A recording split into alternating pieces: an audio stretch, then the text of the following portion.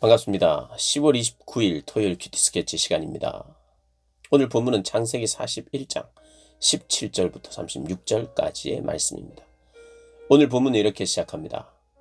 바로가 요셉에게 이르되 내가 꿈에 나일 강가에 서서 보니 살찌고 아름다운 7 암소가 나일 강가에 올라와 갈밭에서 뜯어먹고 그 뒤에 또 약하고 심히 흉하고 파리한 7 암소가 올라오니 그같이 흉한 것들은 애굽 땅에서 내가 아직 보지 못한 것이라. 그 파리하고 흉한 소가 처음에 7 살찐 소를 먹었으나 먹은 듯 하지 아니하고 여전히 흉하더라. 내가 곧 깨었다가. 오늘 보면은 애굽의 바로가, 애굽의 왕이 이제 요셉에게 자신이 꾼 꿈 이야기를 합니다. 어느 정도 느낌은 있는데 정확한 해석이 안 되는 아주 마음에 근심이 생기는 꿈이었죠. 7마리 아름다운 소. 그런데 심히 흉하고 파리한 7마리의 소. 7마리의 소가 아름답고 살찐 소를 잡아먹는 그런 꿈이었습니다. 그리고 한 번 더 꿉니다. 22절에 다시 꿈에 보니 한 줄기에 무성하고 충실한 7 이삭이 나오고 그 후에 또 가늘고 동풍에 마른 7 이삭이 나더니 그 가는 이삭이 좋은 7 이삭을 삼키더라. 내가 그 꿈을 점술가에게 말하였으나 그것을 내게 풀이해 주는 자가 없느니라.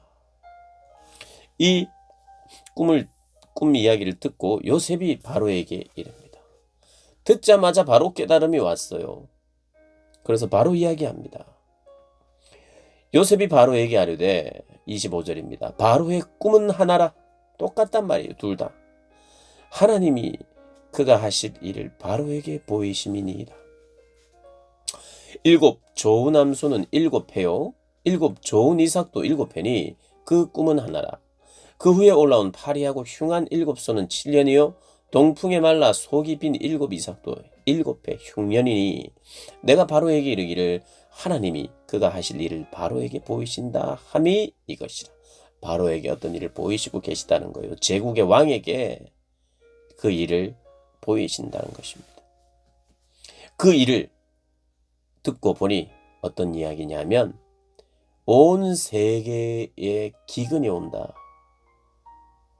그리고 그 기근을 준비하고 그 기근을 넘겨서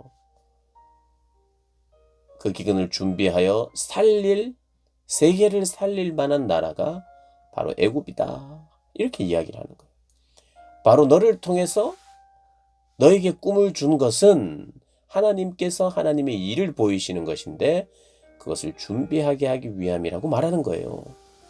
그러니까 이 일을 준비하고 일으키신 분이 누군가? 하나님이라는 거예요. 그래서 하나님이 바로에게 이 일을 보이신다는 겁니다.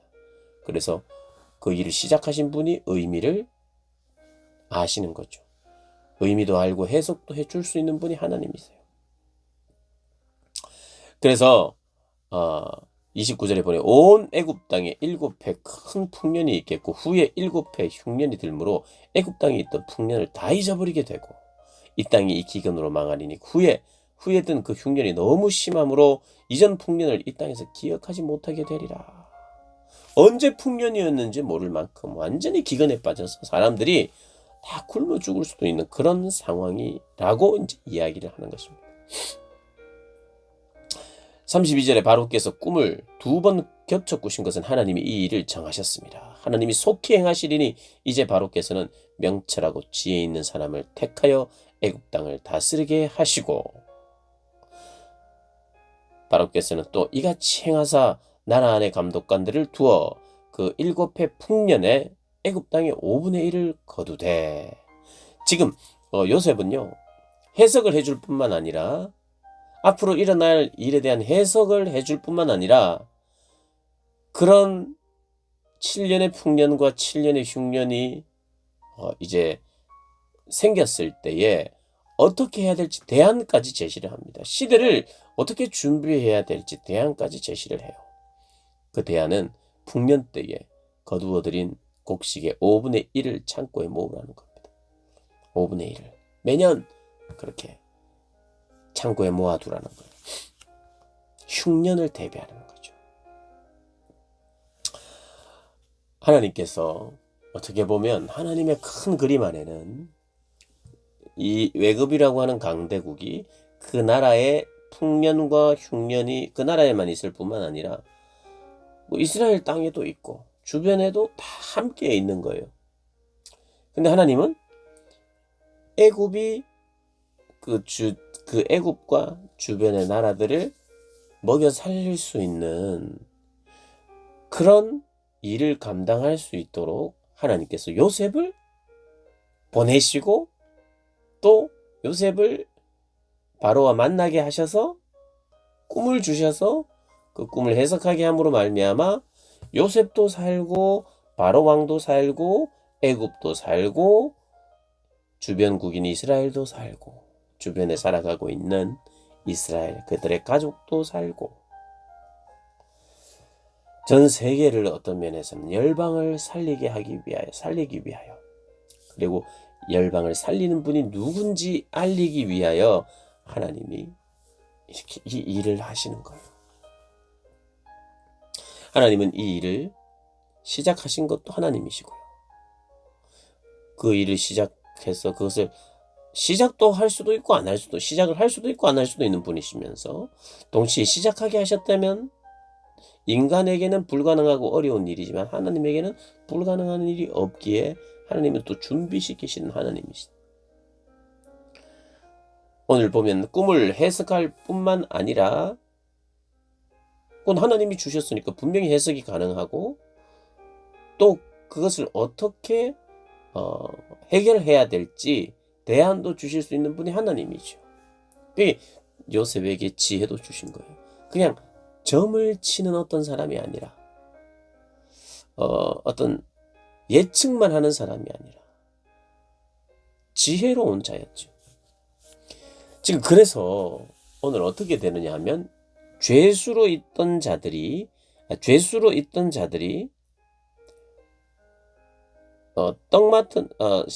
술 맡은 간원장이 요셉의 꿈 이야기를 잘 들었고 이게 그렇게 될까 하여 기대했는데 요셉의 말대로 됐어요. 그리고 이제 바로를 만나고 바로에게 이야기를 하니까 술 맡은 간원장의 앞니를 맞추었던 이 요셉의 이야기를 나도 듣고 싶다. 불러라. 그렇게 된 거죠. 술 맡은 간원장이 소개를 하니까 이런 사람이 있었다. 2년 전에. 나도 듣고 싶다는 거예요. 그리고 요셉의 이야기를 그 꿈 해석을 듣고 나서 대안까지 듣고 나서는 그가 이제는 요셉의 이야기만 들어야 돼요. 이제 바로는 요셉을 통해서 하나님의 음성을 하나님의 말씀을 듣는 자가 되었어요. 바로가. 지금 바로가 누구를 의지해야 됩니까? 이제 하나님을 의지해야 돼요. 누구 때문에요? 요셉 때문에. 요셉이 하나님을 잘 섬겼어요.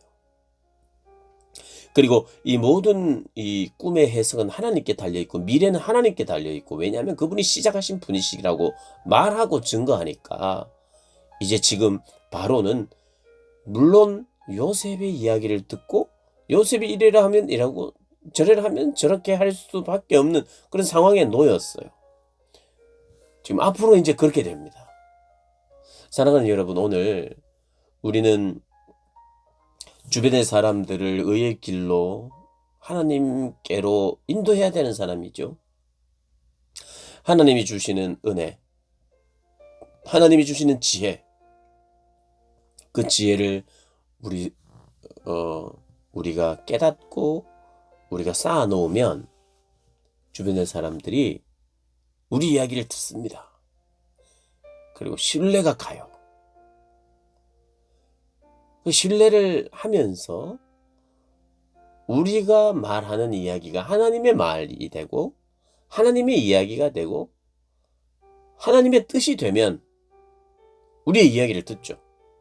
근데 우리 이야기를 듣는데 사실은 우리를 통해서 일하시는 하나님의 음성을 듣는 거죠. 여러분, 전도한다는 것, 그것은 어쩌면 우리를 통해서 하나님의 소리를 듣게 하는 거예요. 신앙이 좋다는 것은 그런 거죠. 나를 통해서 하나님의 음성을 듣게 하는 거예요. 요셉이 그런 역할을 합니다. 하나님을 자랑하고 하나님이 주권자이신 것을 이야기하고, 또 우리 모든 사람들이 뭐 꿈을 해석하고 미래를 예측하면서 이야기해주는 방식으로만 우리는 살 수 없어요. 그러나 적어도 우리를 볼 때에 인생의 참주인을 알고 그 인생의 참주인께 순종하면서 여호와를 경외하는 것이 지식의 근본이라고 말하며 살아가는 자들의 참된 지식과 지혜를 보면서 제가 당신의 소리를 듣고 싶습니다. 당신의 하나님의 이야기를 듣고 싶습니다. 근데 바로를 요셉이 그런 자리까지 데리고 갔던 것처럼 우리가 그렇게 하나님 앞에 기도하면 얼마나 좋을까요? 또 얼마나 멋있는 삶입니까? 귀를 기울일 수밖에 없는 상황이 되도록 하나님이 요셉을 높이기 시작한 거죠. 그래서 우리가 오늘 그렇게 기도하십시오. 하나님의 소리를 들려주고 또 그 하나님 앞에 순종할 수밖에 없는 그런 자가 되어서 다른 이들을 하나님께 인도하는 그런 삶 살게 해주십시오. 지혜롭게 해주십시오. 더 깊은 깨달음을 얻게 해주십시오. 여러분 그렇게 구하면서 살리는 그런 일 감당하는 여러분 되시길 주님의 이름으로 축복합니다.